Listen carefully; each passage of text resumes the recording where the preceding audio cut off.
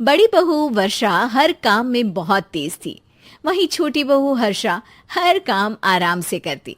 वर्षा को अपनी तेजी पर बहुत घमंड था। वो बात बात पर हर्षा को ताना मारा करती। एक दिन वर्षा किचन में खाना बना रही होती है और हर्षा से कहती है, देवरानी जी, इतना धीमे धीमे खाना बनाओगी तो लोग भूख से मर जाएंगे। पिछले जन्म में कछुआ थी क्या?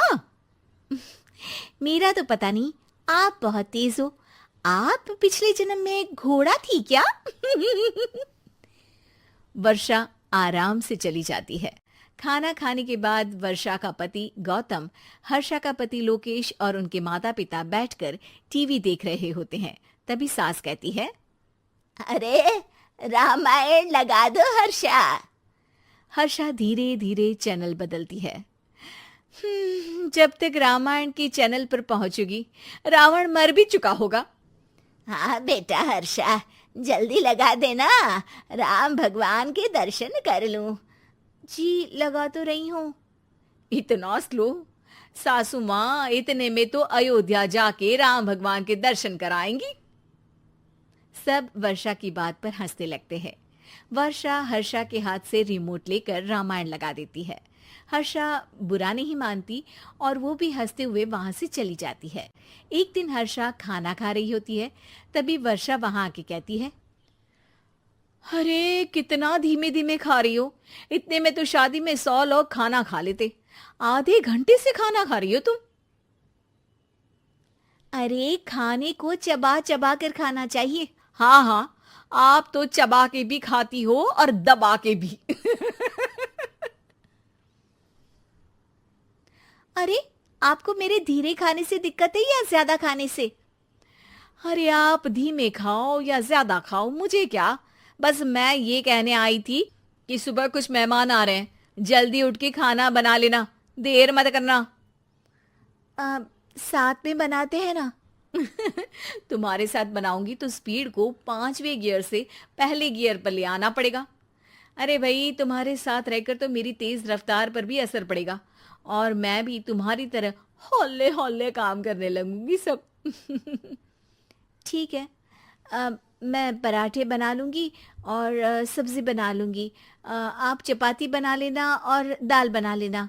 हाँ हाँ ठीक है, पर अलग अलग ही बनाएंगे।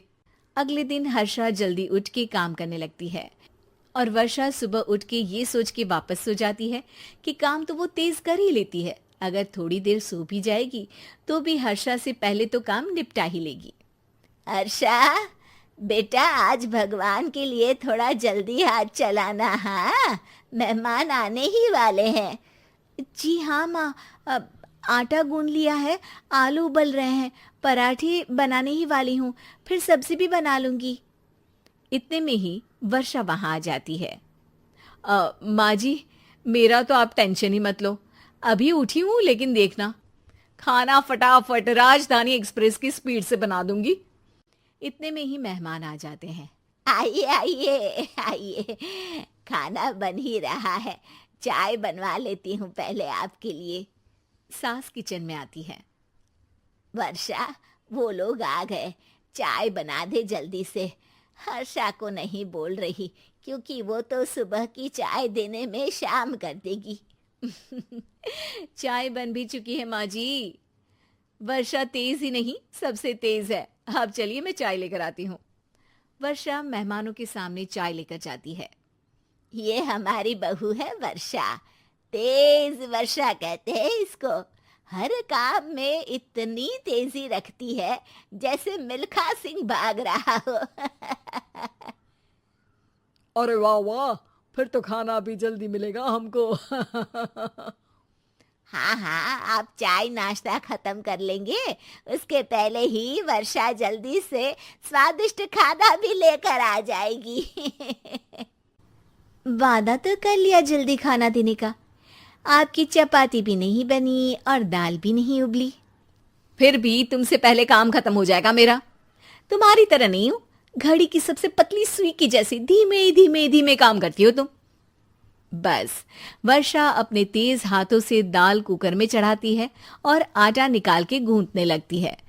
थोड़ी देर में कुकर की तेज सीटी बजती है और वर्षा का हाथ डोल जाता है। आटे में पानी ज्यादा पड़ जाता है।